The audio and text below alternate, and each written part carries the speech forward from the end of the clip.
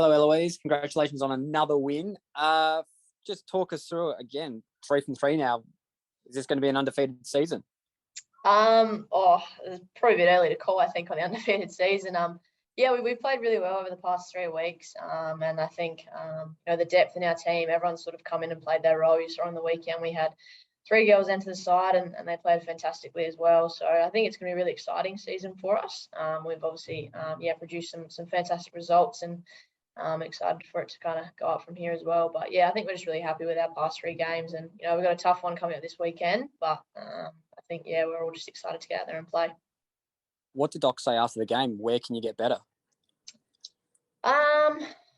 We haven't spoken too much after the game. He just sort of was a quick, congratulations, and then probably focus a bit more this week at training. We'll have training tonight, and that's probably where we'll discuss where we're going to go from here. But he's a man of few words, Doc, and didn't say too much after the game, but sometimes it's best that way. So we'll have a bit of a chat this week. Do you have an update for us just on Anne? I know she came off in the third quarter or late in the third quarter. How is she feeling post-game, and have you spoken to her since? I think she had a bit of a foot injury during the game or something like that. I think the medicos will see her during the week and see how she is. But Hatch is always in high spirits. So I think she was just happy with the win, and she was excited with how everyone played as well. So she seems pretty good, and we'll obviously assess her during the week and see how she goes. How scary is it, the fact that one of your best midfielders misses a quarter? And granted, you were in control of the game, but you've just got this much depth at your disposal. Yeah, obviously it's disappointing to see someone go down with injury, but like I said, the depth that we've got throughout the team is super exciting, and we've still got players that you guys haven't seen yet to come through that can give us a bit of grunt through the midfield as well. So obviously unfortunate for Hatch, you don't want to see any injuries come through, but we have got some players that can definitely step up and fill some roles for us as well. Thank you.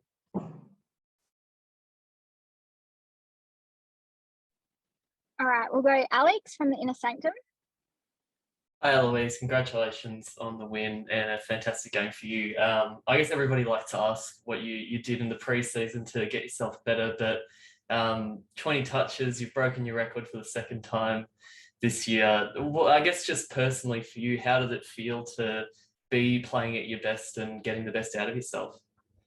Yeah, thank you. It was actually a bit of a shock. I think 20 disposals is the most I've ever got in my whole entire life. So I was obviously pretty happy with that result, but I kind of came off the back of shoulder surgery probably a couple of months ago, and I think I just worked really hard in rehab with that, and I wanted to kind of get back and just play some good footy. And I called Mum and Dad after the game, and Mum goes, "Why can't you bloody play like that all week?" And I was like, "I don't know, Mum." But yeah, obviously a fantastic result, and I'm surrounded by even better people around me as well, so it makes my job a little bit easier when you've got people like that on your team and on the field with you.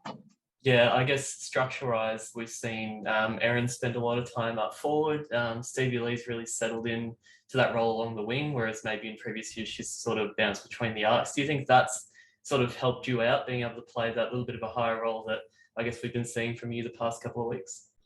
Yeah, definitely. I think this year's been really cool. We've kind of seen people really slot into different roles and kind of taken on board and really excel in them. So, Doc's been really good in shuffling people around and giving them an opportunity at every sort of spot. And I think people are starting to settle in and find their home a little bit on the field. So it's really exciting to watch, and I've really enjoyed the winger role up there. And, Stevie's a fantastic person and player, and to learn off her has been really exciting for me. And so, Flip as well. Full of knowledge, that old lady. So she's been really exciting to learn off as well. Yeah, and you talk about some of the new players coming in, but for yourself, obviously, you're still so young and so early into your career as well. But when you look at that compared to where you are on sort of the overall AFLW game tally, you are quite high up now, approaching 40 games by the end of the year. So do you sort of feel like when you go out there that you are one of the more experienced players in the competition now? I know it's a bit strange. I'm now one of the old girls, but I've only just really 22 now, and so I guess in the overlook of things, you feel a little bit older. But it probably steps in a bit more with our younger girls coming through.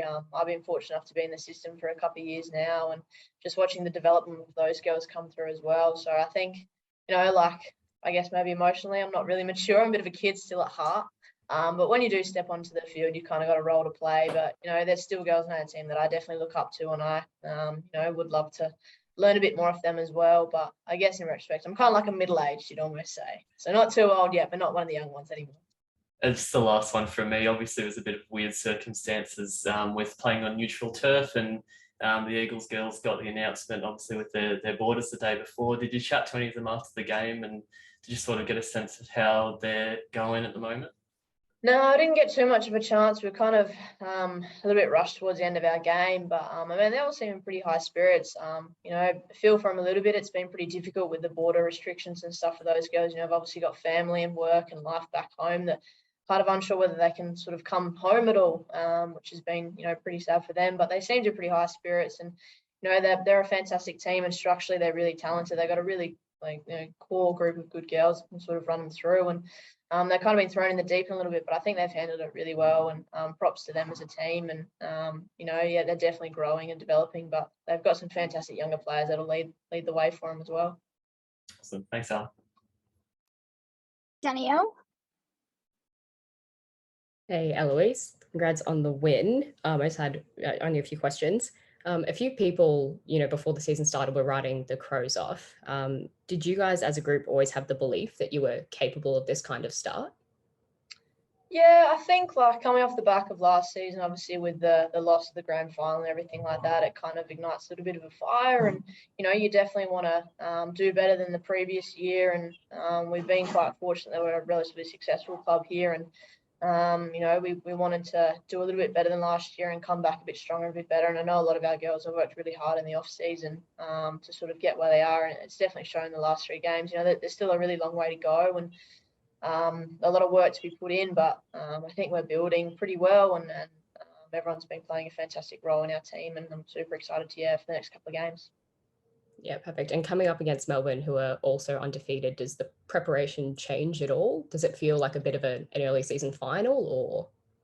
No, the preparation wouldn't change at all. We just kind of keep our week like we normally would. Obviously, Melbourne have always been a fantastic team, and they've started really strong this year as well. And just excited to sort of come up against them and play them again. But yeah, it'll definitely be a bit of a fight the whole day. You know, it's not going to be an easy win or anything like that, and both teams are going to have to put in a bit of a battle. But I'm really excited to get out and play them, and we're fortunate that get to have another home crowd in front of our home crowd as well, and we're back in our Pride Guernsey as well, which is really exciting. So hopefully we can get a bit of a crowd out there and you know, support diversity and everything like that again with our Pride Guernsey. Yeah, perfect. Thank you. Thank you.